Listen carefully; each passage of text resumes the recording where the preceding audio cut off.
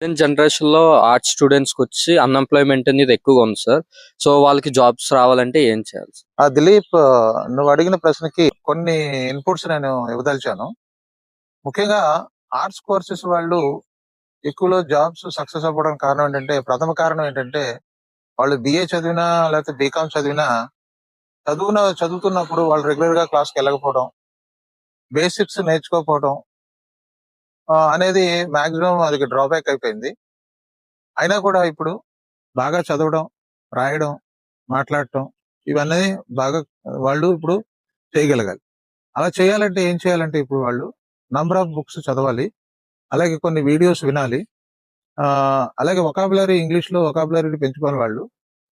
పెంచుకున్నట్లయితే ఇప్పుడు కొంత బేసిక్స్ అనేది రెడీ అవుతారు. ఇప్పుడు ప్రస్తుత కాలంలో సర్వీస్ సెక్టర్ ఎక్కువగా ఉంది కాబట్టి ఆర్ట్స్ స్టూడెంట్స్కి ఉద్యోగాలు రావాలంటే ఒక చిన్న విషయం చెప్తాను, సరిపోతుంది. ఏంటంటే మీకు బాగా మాట్లాడటం, రాయడం, చెప్పడంతో పాటు MS ఆఫీస్ అంటే వర్డ్, పవర్ పాయింట్, ఎక్సెల్ వీటి మీద ఫుల్ గ్రిప్ రావాలి, పర్ఫెక్షన్ ఉండాలి. సో ఫుల్ గ్రిప్ వచ్చి పర్ఫెక్షన్ ఉండి నేను చెప్పినట్టుగా బాగా చదవడం, రాయడం, మాట్లాడటం ఉండుంటే ద బేసిక్ లాంగ్వేజ్ అంటే ఇంగ్లీష్ లాంగ్వేజ్ ఏంటంటే మరి మీరు మాస్టర్ అవసరం లేదు, మేనేజబుల్ ఇంగ్లీష్ నేర్చుకున్నా కూడా ఈ సర్వీస్ సెక్టర్ లో విపరీతమైన ఉద్యోగాలు ఉన్నాయి. I request all the arts students just to follow my message. మీరు చెప్పిన దానికి పూర్తి వివరాలు తెలుసుకోవాలంటే ఏం చేయాలి సార్? దిలీప్, నువ్వు అడిగిన దానికి ఏంటంటే వీటి గురించి మీరు పూర్తి వివరాలు కావాలని అడిగారు.